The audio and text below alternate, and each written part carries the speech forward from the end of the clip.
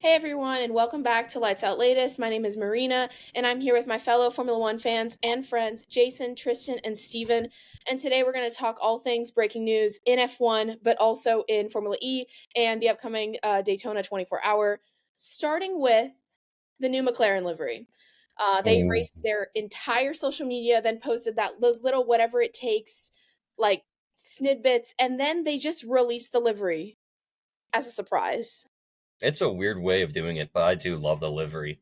And, I was watching a clip from another podcast, and they're like, it's cool that they're, this is kind of their motto, but they were saying they shouldn't have necessarily publicized it, which I kind of agree with low-key, because, it makes you sound very desperate, and it also makes it sound like, of course, anyone can take it literally and be like, oh, they're going to break rules, whatever it takes, but yeah, it's cool, but at the same time, it's a little cheesy, if I'm being honest. I like delivery. I think it's clean. I actually saw a lot of people online saying that they just want kind of like how Alonso's Indy 500 car was, just a full papaya orange livery. It would be cool. Also, we're looking at a livery that we're going to see majority of the season, but we're also going to definitely see one-offs, like how we saw the Google Chrome McLaren livery for Silverstone, I believe, and stuff like that.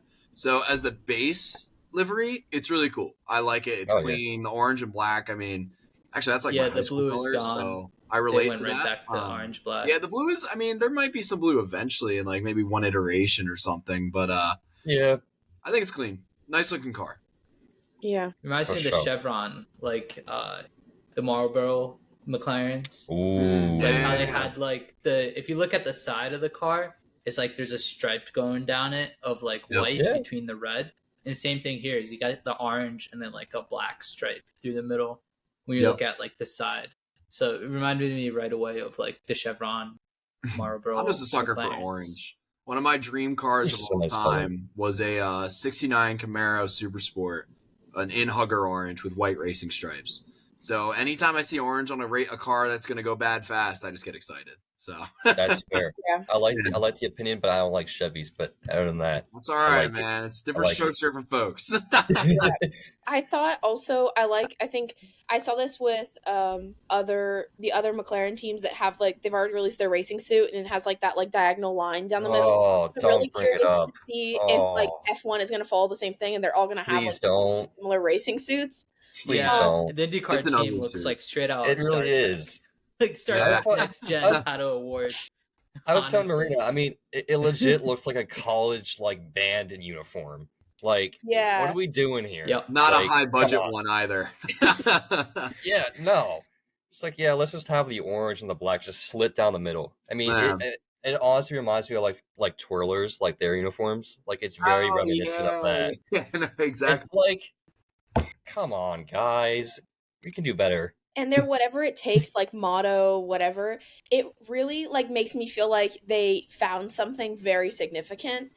They made a big step, because I feel like it doesn't make sense to release any of that if you can already tell that your car is going to be slow. I don't know. I feel like they've made a Haas, whatever it takes. Yeah, exactly. Haas would not have a hype campaign like this. They can't.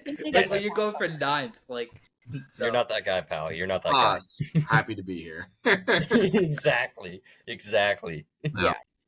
Well, there was a second team that had a big PR social media move this week, which was AlphaTauri with their whole new name fiasco. Supposedly, they changed their username handle on Instagram to at Visa Cash App RB. But I never saw it, and I think it was only up, if at all, for an hour. And then they took down the whole page. And I talked about it in my Fun Fact Friday yesterday. Shameless plug. At Lights Out Latest, Instagram, and TikTok was on there. Anyways, it's just very strange. That name, like I said in the thing, it rivals Stake F1 team for the worst team name ever. And at least it's clean. It's not like Aramco Cognizant Aston Martin. It's I hope they just call it Cash App F1 team. I love that. Just Cash App F1 team. I think that'd be hilarious. Yeah. And I'm curious if the RB if it's just going to be like Visa Cash App RB is going to be the name, or if RB is Racing Bulls, or Racing like, Bulls I don't know. doesn't sound that bad. I think it's going to be if it goes that route of like just for example, Cash App F1 team, like that's going to be, in my opinion, a big personality change. And if we're going to keep talking about liveries, I think that's going to be a much different looking race car. Probably going to be another green car. Yeah, exactly. Maybe. So I don't know. How would you incorporate the bull on the car? Like, would there be any bull even there at all? I don't know. That's a good question. Yeah, I imagine Red Bull would want some branding on it. Like maybe they just have like, I don't know, like how Toro Rosso had like a bull on the side of the car. Exactly. Like, yeah. Maybe. Well, also because like they've made a big deal out of the fact that AlphaTauri is going to be like their number 2 team again. Like it hasn't really been for the last couple of years. They were kind of going solo, and now they're like coming back. They're taking all the parts they possibly can, and stuff like that. And so like, if there wasn't a bull, it'd be weird to me. Like you can't go back to being a true sister team and then not have any type of like affiliation to Red Bull on your car. Yep. If that makes sense. At least that's what I feel. No, that's exactly what I was thinking. That's why I was like, with such a big branding change, if that like name sticks or whatever I don't know. As far as I'm concerned, there isn't a name yet. But remember the rumors when it was between Adidas and Hugo Boss to like take the title sponsorship? Yeah. It would have been like Hugo Boss F1 team or Adidas F1 team. Like that would have been so cool. I wish Adidas would have pulled through on that. That would have been. Would that be like a black and white car? Probably. I don't know Hugo Boss's colors besides black and white, so yeah, either one would have been black and white. Yeah. It'd be cool if like Adidas took after like 23 XI's team, you know, in NASCAR, and they do like different like like, inspired liveries. Yeah, that would be pretty cool. 23 XI with the what's it called? Not LeBron, Jordan with the Jordan sponsorship. They do occasionally make the car look like Jordan 1s or whatever they are. Yeah, that's sick to me. Would have been cool. I don't know. I mean, again, I'm not a brand guy, so I don't know what Hugo Boss makes that could be turned into the livery, but like. You guys probably know better than I do. It would be what was it?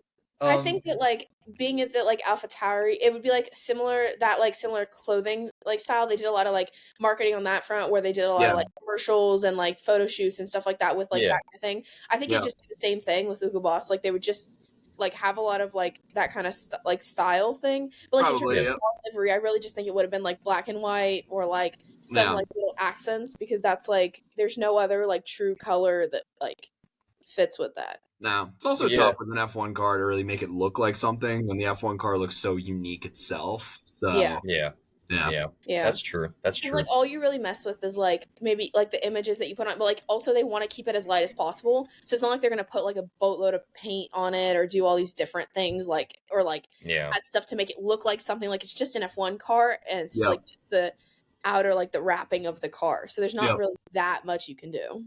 True. Yeah. There is an alternate universe out there where Adidas pulls through and we have Yeezy Formula One team. And Kanye didn't become controversial. Are we gonna have like an OVO with his own F1 team thing here? Yeah, Kanye the collab shoe, then F1 Yeezy shoe. I just mean that they would be rivals. Well, they're not anymore, right? Didn't Adidas drop? No, they're not. That's what I say. Alternate universe type of thing.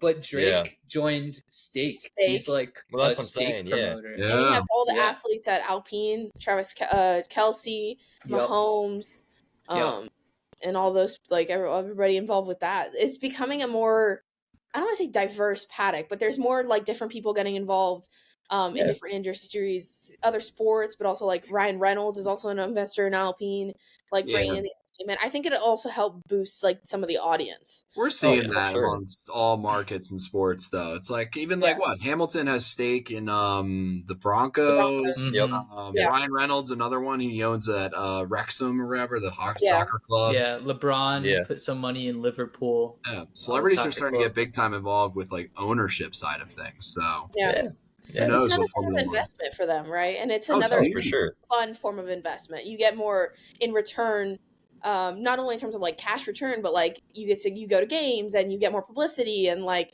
so it makes sense.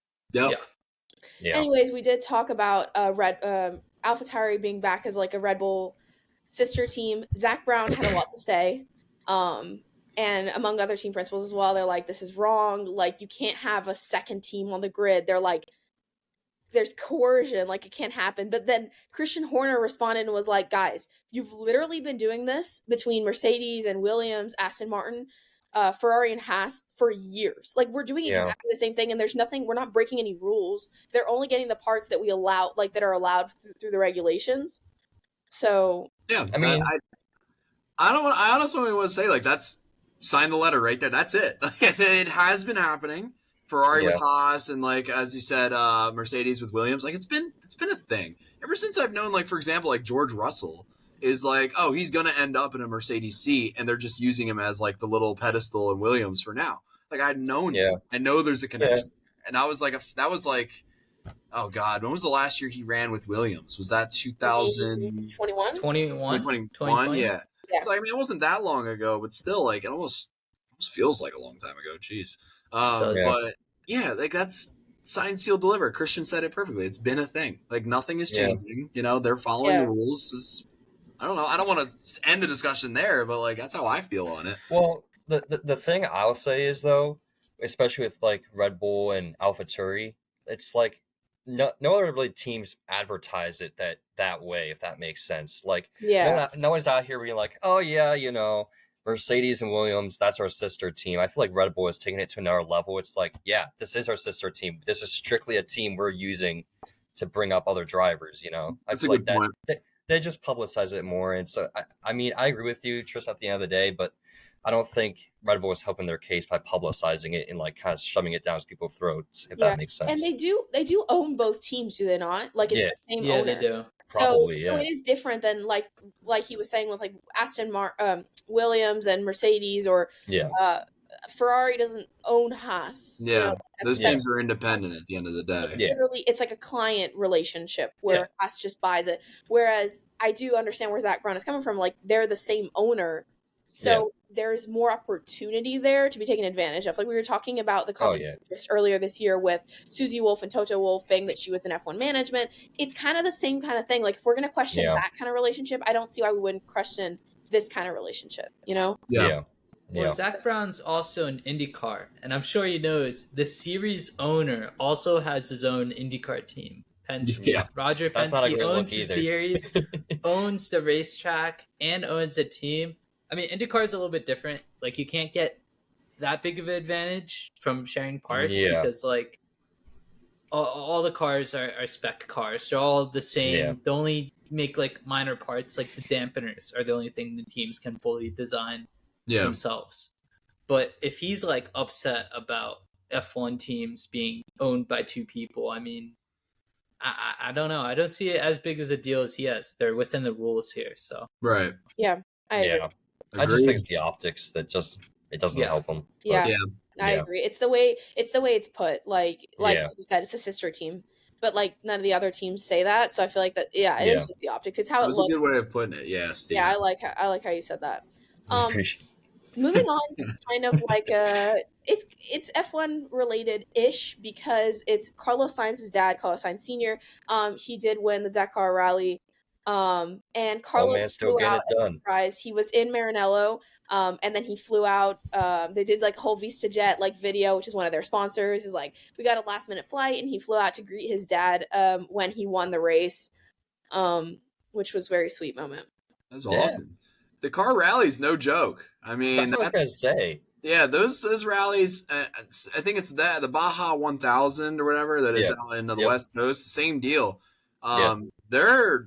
I mean, they're not as covered as like F1 and IndyCar are because it's more niche of a motorsport. But still, it's like, I would rather run like the Indy 500 or something than the Dakar Rally. I know that's like maybe crazy, but it's like those guys, they're going out. It's in Saudi Arabia, right? Am I correct? I want to say it's in Saudi. Yeah, I think so. It's definitely in that part of the world. Yeah, and you're just hauling it across the desert for 24 hours essentially. And I don't know, it's just it's a feat unimaginable. That was not even a word. Unimaginable to me. So for Carlos's dad to get that done, that's crazy. Yeah. Especially he's like what, in his 60s now? He's 61, he's like 65. Yeah, that's 61. insane to me. It's not as physical as F1, but it's still very physical. Like, you're still racing. Oh, yeah. It's not smooth. It's not a smooth race by any means of the imagination, you know? And it's like, the thing is, too, I mean, I know we're touching on it being in Saudi Arabia and taking, most of the time on the desert. It's not like you can just, if something happens, it's like, oh, I'll just take you to the hospital. It's like, no, like, this is going to be a big ordeal. Like, you have to get like a helicopter or someone there. Like, like if something goes wrong, it's no joke. Absolutely. Sometimes you're literally middle of nowhere. And if you don't have a support truck or somebody near you, you're like, I remember hearing during the Baja 1000 that apparently the cartels were a big deal. I don't know if that's definitively true, but I heard there were certain sections of the course going through, obviously in like Mexico and all that you better hope you don't break down. Literally. So that's what I'm saying. That's like that doesn't happen in an F1 race. I mean, it's not a controlled environment. Spa or something, just like waiting on a corner. It's like, oh, here they come, guns up. You're out in the wild. You got to deal with the animals, the elements, whoever's living there. Like Tony Steiner said in his book, he was working in rally before that. In his book, when he worked for Dakar, he was like, we had to avoid Sudan because like there's literally a civil war going on. Yeah, exactly. And he didn't want to continue. He withdrew. Like it could get crazy. That's crazy. It is. Yeah, and Carlos Sainz Sr., he's had a role to play in a lot of different people's, not just his sons, but a lot of different people's careers in F1. He's like super influential. Like Jason said, it's his 4th win, and he's done other stuff. But a lot of stuff came out about him talking to Carlos about his potential move to Audi. And Carlos really pushing for a 2-year contract with Ferrari, which would take him up to that 2026 regulation, in which case he can make a decision to stay or leave or go somewhere else or whatever. But I really think that guy he could have a big influence. Like his dad being like, you should race, like you should go to Audi. Like that would be cool. Like my experience. That'd be very cool. How Ferrari has been recently. Ferrari the has marketing the if that happens. Because that's who Senior won with Audi and Dakar. Yeah. Yep. That would be such a win for Audi if they can get Carlos and Carlos Senior on the same motorsport team. I mean, imagine if Carlos and his dad decides to do one more like World Rallycross race, and what's it called? And Carlos is the co-driver, his son. Oh man, that'd be so cool. Yeah. I don't think his son isn't it, but I'm pretty sure Carlos Sainz Sr. is an Extreme. I think he's a driver for one of their teams. I think they own a team, right? He did have a team, yeah. Yeah. I don't know if he's continuing with it, but he definitely has a team. Yeah. Well, like we said, Carlos still hasn't signed his contract with Ferrari. It is rumored that Leclerc has either signed or is signing soon, and his contract will be announced with the livery, which I think I mentioned this in another podcast, is so disrespectful to me. I feel like that's like you're supposed to be like showing off the team and like unity, and then you just go like, here's his like 5-year contract extension, like longest in Ferrari history. Like just drop that there. And Carlos, we'll figure out another time. Especially given how well matched they are. Like we've talked about this before as well. Like they are one of the few teams on the grid where it's like you don't have a clear 1-2. They're like they will get to the best of each other different weekends. I mean, like qualifying, genuinely you expect Leclerc to be like higher up. But they're so well matched, and for them to like pick a side so drastically, I think is we're starting to see now their true colors. I feel like it's like they're starting to favor Leclerc a little bit, right? Yeah, for sure. I think Leclerc was always the plan. When Mick Schumacher didn't work out, it's like, all right, Leclerc is our guy. And when he stepped in, like 2019, won those races. 2020 totally steamrolled Vettel in the standings, and then. It's been a close battle since 2021 with Sainz, but from 2022, like last year especially, Leclerc showed up always ahead of Sainz, and then this year too, like all the pole positions Leclerc got, like always ahead of Sainz. But then Sainz won that one race, so it's like I think you could best surmise it as like no hate to Leclerc, great driver, deserves to be that number 1 driver for Ferrari, but Sainz deserves like he deserves credit. Like he deserves to be like that number one as well. So it's a tough dynamic to, especially as like a team leadership, how to like balance that or make sure the two drivers are capable of winning each and every race if possible. Yeah. This could also be like a thing where you look at it's like, oh, Sainz is doing way better than he should have been doing, or at least Ferrari expects him to be doing. Yeah. You know, especially if they have been treating him as a true number two, it's like that makes it all the more impressive to me, in my opinion. It's like he doesn't have quite the same equipment quite the same treatment as Leclerc gets, and he's still right there with them. It's I mean, I can only imagine what it's like at like Ferrari Kirkwood or something like that, you know? Yeah. Like, oh man, we did too well for ourselves, and now we have two good drivers. It's like, and like I don't know. Remember, and you also like we talk about like Leclerc usually being ahead in qualifying. Usually that like top driver will get like the better strategy. You know, they'll sacrifice whoever's further back to help whoever's in the front. And generally that's Leclerc, and so they'll Leclerc in the front, so they'll sacrifice Sainz's strategy or like make him pit to cover off someone else or whatever. And like him still being able to like keep so close in the standings, and like he was ahead of Leclerc for a long time with all the DNFs and stuff. So that happened all the time to Raikkonen in his second stint with Ferrari with Vettel. Like 2018 Monaco, Raikkonen was on to win that race. I think he even got pole. And then through the pit stops, Vettel got the better strategy. And Raikkonen was pretty upset that weekend because he got pole. He was at Monaco. And thankfully later in the year, he got, he won USA. But Austin. He was on to win Monaco until Ferrari gave Vettel the better strategy. Yeah. Well, we also have more confirmed launch dates. Stake and Williams on the 5th, Alpine on the 7th, the 12th, Aston Martin, Ferrari on the 13th, and then Mercedes and McLaren on the 14th. McLaren released their livery, not their car design. So it's like they're essentially, I think it's their 2023 car with the like that's just what I figured. The outer of the 2024 design, like livery. Yeah. Not like that's not what their car will, I don't want to say look like, because it's just like that is what it looks like. But it's like the car shape or design, aerodynamic design and whatnot, is not what we saw in pictures. And then Red Bull on the 15th, and AlphaTauri, Racing Bulls, Visa Cash App Racing Bulls, whatever they're going to be called, have not announced their launch date yet.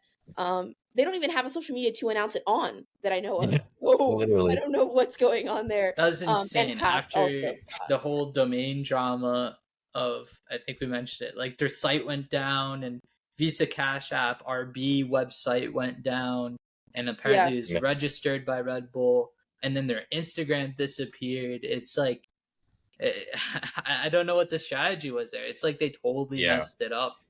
It's such a mess. I don't know. It almost reminds me of like, I know in like rap, like, when you have a song released before it gets cleared, you know what I mean? It's kind of like that situation. It's like, oh, that wasn't supposed to be released yet. We got to back this out. And, but of course, it's this like is on a much bigger scale. It's and like, they just pressed a red button, blew up everything. I don't know why. I'd just let the rumors run. I'd be like, yeah, sure. Talk about us. But instead, they just nuked it, and nothing. You can access nothing. They panicked. I mean, it's good publicity. I mean, like the most publicity they've gotten since this was when Daniel Ricciardo came back, but that was mostly focused around Daniel and around Red Bull. Like, I feel like this is good publicity. Like, none of this is, besides some of the comments being like, oh, this is like a horrible name or whatever. Like, there was no negative to them leaving it up. I think I sent this on our group chat. I found, I went to one of those websites that like archives all the like history of domains and websites and whatever. I found a Racing Bulls domain, which had been, last time it was archived was like October, and it just said like racingbulls.com coming soon. And this is October of last year, but I never found any registered domain for Visa Cash App RB. So I don't know if it even exists. Very interesting. But you could purchase a domain and not like publish any site at all yet. They could be still working. So totally. You never know. Way more it questions just than astounds answers me. Right like we know Alfa Romeo Sauber was rebranding, and they rebranded it perfectly. Like they came out, they said, "Oh, we're Stake," and they made the Instagram like totally take over and all that. But what's even the strategy here? It just like you said, they just erased everything, took down everything, and now there's just rumors. They don't control Maybe the there's some backdoor thing that we just don't know about yet. Maybe some deal Maybe Cash App was hasn't supposed paid to happen. yet. That's what I'm saying. That's what I'm saying. Checks haven't cleared. Didn't get cleared. Yeah, exactly. Exactly. Even, not even the McLaren one makes too much sense to me. Like what they posted didn't justify to me erasing their entire history. Yeah. Like I commend whoever the admin of McLaren is for deleting all those posts that fast. Nah. Impressive. I don't know how they would do that. Like, I mean, you can erase. I think you can erase your whole post. They might have archived them all. Like now you can like archive Instagram post where it's saved and it's on the platform, but it's only private to you. Yeah. So maybe they might put them back up. I mean, I don't know. Who knows at this point? Also, like, if the AlphaTauri deleting their whole thing, like it's not even like, because I was thinking originally, I was like, oh, maybe they just made it private. But if you make it private, you can still find the username. Like when someone's account's private, you can still search it and like request follow. Yeah.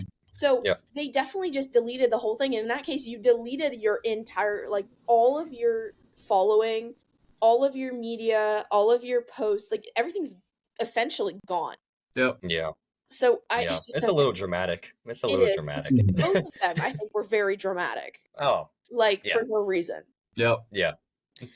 Anyways, moving on, Alex Palou enters his first season as reserve driver for McLaren.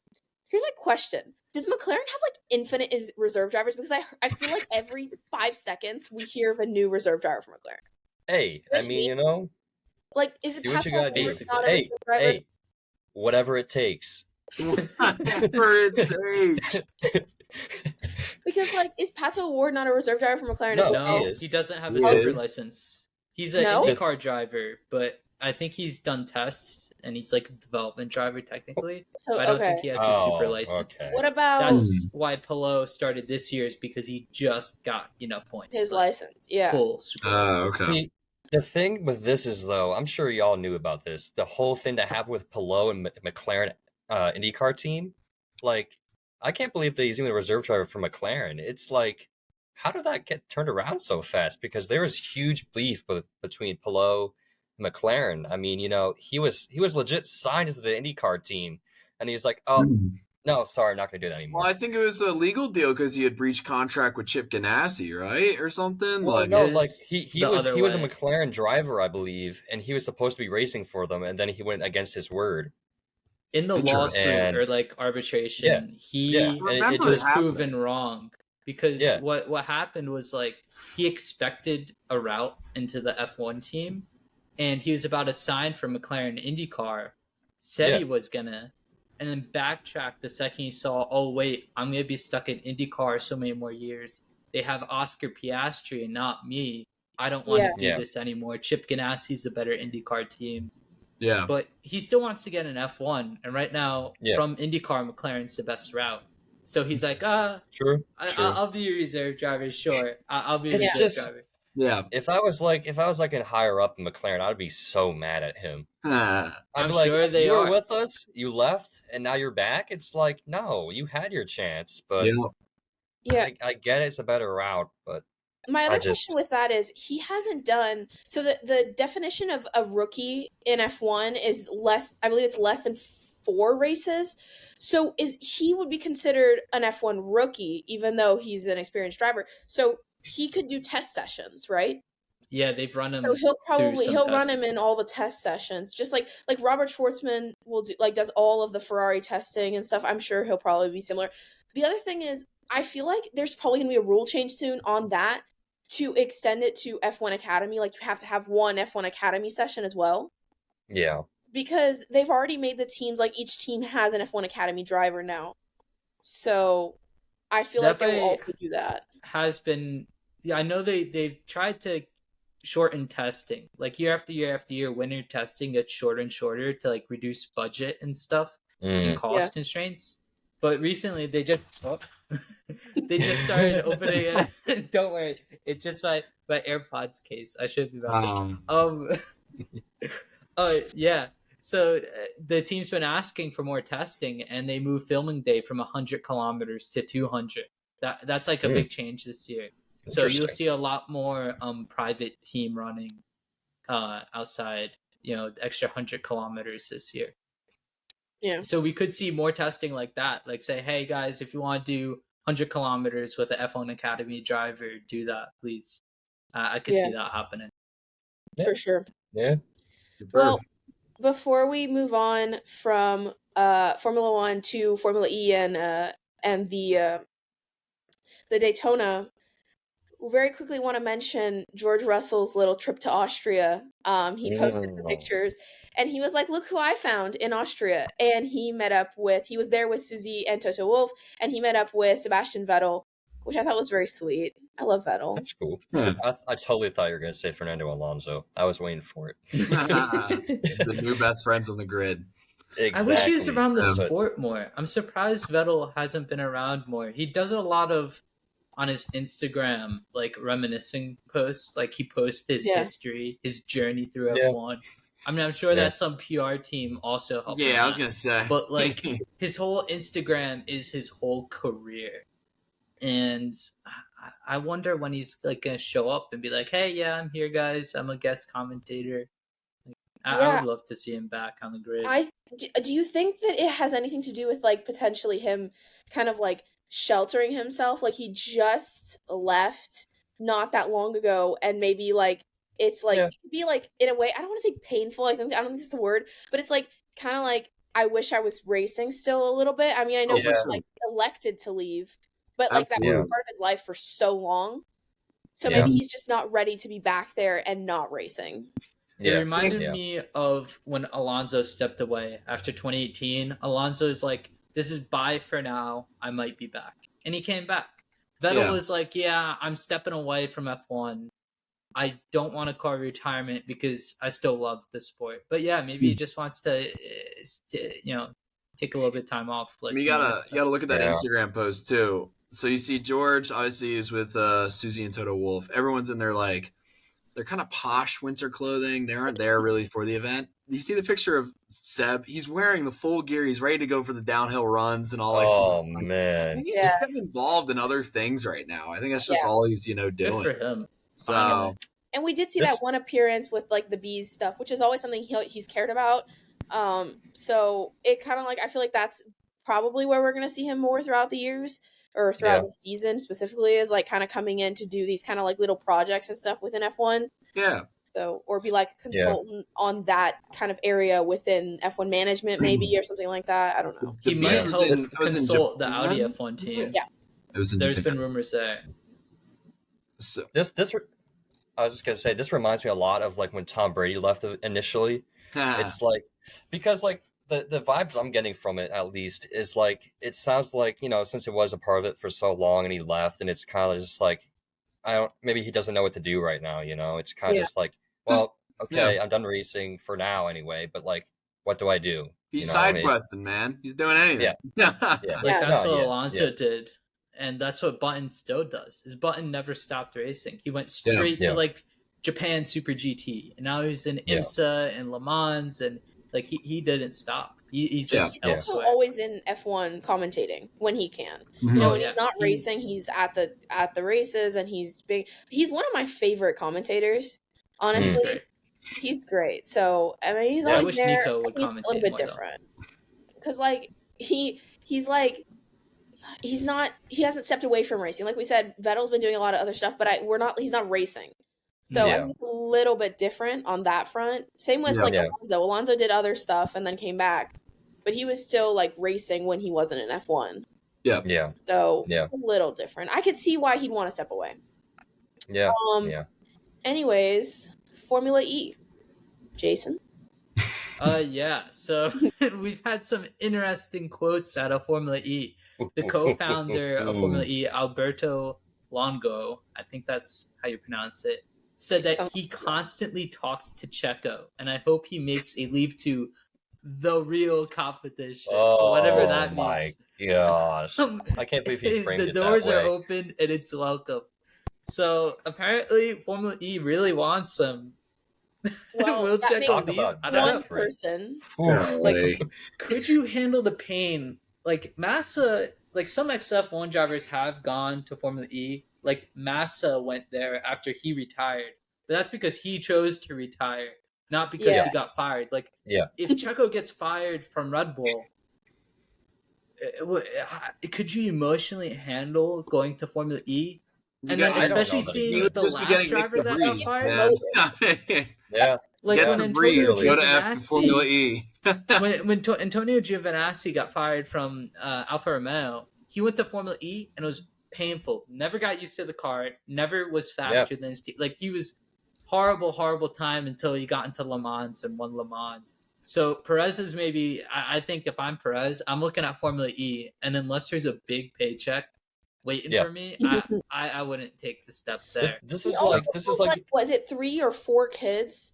So it is like, I feel like if you're gonna basically, not to like diss on Formula E, but if you're gonna basically be demoted, like, why would you even take that? Like, plus like the cars being so different, like why would you even take that? I feel like he should just, like, if he's gonna be fired, just take the firing and go home and maybe take a break from racing, at least for like a year. And then if you want to go to Formula E after you've thought it through, maybe, I don't know. Yeah, this sounds like to me like this is like someone from like the XFL coming up to like a NFL player who's kind of like washed. I'm trying to think of like a good comparison. I don't know. The first one that came to my mind was like Johnny Manziel.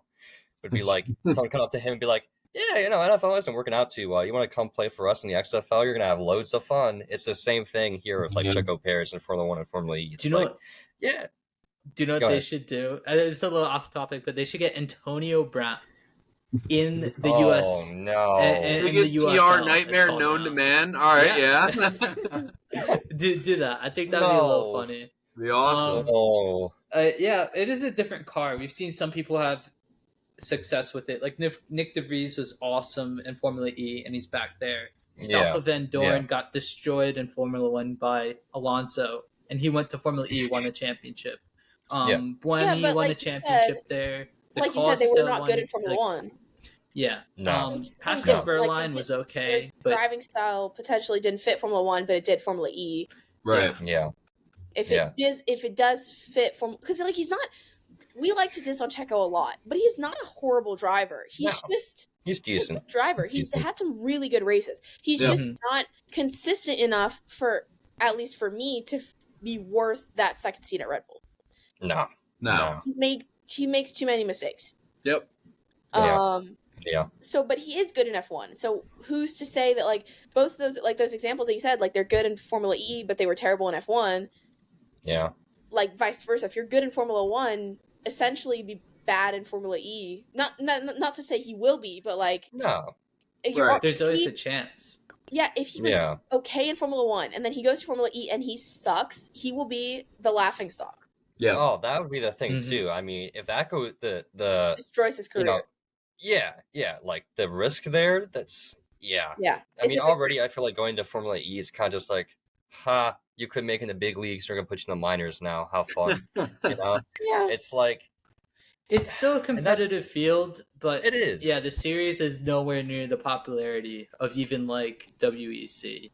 No. Yeah. At least that's how I get the feeling of. The only reason why it's popular is because a few big brands are there, and a lot of like top tier drivers are there.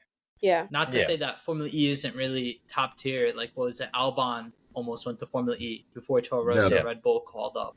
Yeah. I was like, come on, F1. Well, Williams. It's like too.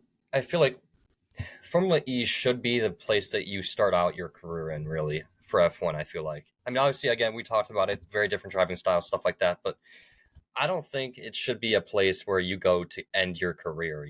It's like if you're bad in F1, go to Formula E. I think it should be the other way around. It should be you go to Formula E, get some experience, and then go to Formula 1. It's just right now it has that bad taste in your mouth feeling. It's in like a weird spot. I like that they're unique because like IndyCar is similar in a lot of ways to F1 with the type of tracks and like street course, dedicated track. But Formula E is all like street tracks, tight circuits. Like it is a different kind of racing to a lot of other open wheel series. I think it's just the EV cars just can't handle like the big tracks. You know what I mean? I don't know if they have the longevity to go down like straightaway at Monza or to At get up full that hill at throttle, Spa, you know, with or no Rouge. regen. Yeah. So they're really built for street tracks that are short and tight with a lot of braking. Well, that's the thing too, right? Formula E, I mean, the technology is there, and quite honestly, I'm not sure why they haven't done it, but I mean, they could be so much faster than they are right now. Like, they could. I get the racing, you know, is probably the primary focus, and speed is and all of that, but I just think there is such a big drop off between Formula 1 and Formula E, just in terms of speed and that thing. You know, it's like MX5 Cup going up to like WEC or something, you know? It's like there's a huge difference in speed and technology there. It's just I could be wrong, but isn't it also slower than some of the junior formula categories like F2, F3? It very well could be. They don't have a lot of downforce, but that's mostly because they rely on like tight, slow corners, so they don't get a lot of aero downforce because they're already going so slow. Yeah. Do you know who owns the company that builds like the standardized chassis and cars for Formula E? Frederick Vasseur. He owns Spark Racing Technologies, and they're the exclusive supplier of Formula E race cars. So Ferrari team principal has a side business where he literally makes the Formula E cars. He builds them. I mean, there's differences between like manufacturers and like the drivetrain and like the setup and stuff, but they're spec cars. So the person that builds all them, Frederick Vasseur. Team interesting. I didn't know that. Yeah, that is interesting. It's a really decent side hustle. He's like low key flex. And I'm sure he's not poorly paid at Ferrari either. It's not like he needs another source of income. I'm sure he's well taken care of. Sure. All right, last little bit of news. 24 hours of Daytona. Let's go. Very excited. It's common. It's here actually. I mean, I love the 24 hours of Daytona. Yeah, just today when we're recording. Yep, to the universal crowd, racing season has begun.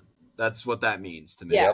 We got the Daytona 500 commercials coming in. Yes, we do. I mean, we've got the month of February in general. Obviously, January is like the precursor with the 24 hours. But February, obviously, we got NASCAR season starts, Formula 1 season starts. I mean, everything's getting going. It just gets me excited. Like, I love our sports because we have the shortest like off season ever. It's about 2 months, maybe 3 months on some occasions, and then we're ready to go for another about 10 to 9 months for the year. So I love motorsports. And gotta love it, man. And they're extending the seasons as well, right? Like F1, we used to start. Well, last year we started like I want to say it was like second week of March, maybe third week of March. Now we're starting the last day of February. It's like 29th February, so it's the first weekend of March, and we're going like I was checking Qatar. The race is like the 2nd of December or something like that. So like the last F1 race is well into December, and then we're back again in February. So like you get half of December, all of January, and a good part of February. Yeah. Like 2.5 months. Like it's shorter than like school breaks, and then you have that like 1 month in between. And we're not racing every single weekend in F1, but you racing a good majority of them. Oh yeah. So, that's my only gripe. I wish they would race every weekend, but of course I get why they can't. Oh, it's fine. In a perfect if you world. want that, go to NASCAR. But NASCAR, it's different because you're on the same country and it's a lot simpler. Exactly. You aren't those hauler drivers. I'm very curious how much money those hauler drivers get paid because I mean that's a lot of driving. That's quite a bit of driving. I can't imagine what the process would look like to even become one of those drivers. Would be. It must be intense. The 24 hours Daytona, do you guys think you could ever sit down for a 24-hour race? I could do it probably. Would I want to? Probably not. You could, Steven? Probably a little bit of standing, a little bit of sitting. Besides the fact that I probably couldn't stay awake for 24 hours, even for racing, which I love, but I don't think so.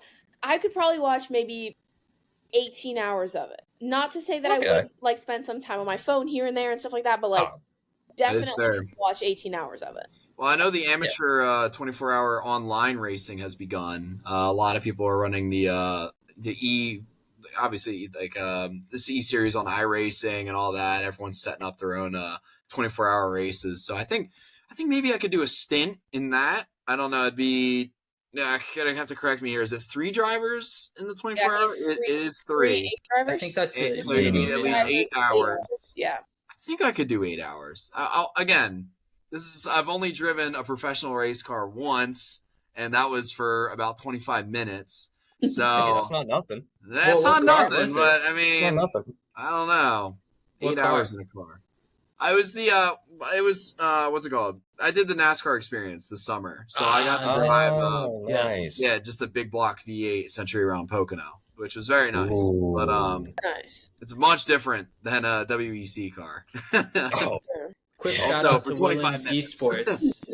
Williams Esports won the 24 Daytona Esport competition on iRacing. Ooh, they had quite an awesome lineup, including IndyCar driver Agustin Canapino, who is Grosjean's teammate this year. So I want to give a quick congrats to them. Good job, Williams Esports. Good stuff. And Verstappen also has his own, like they're doing, last year they did it like a charity thing. It was a 24-hour e-race. And then they've just like made it a thing. So now they've like continued it. They're doing it this year. That's awesome.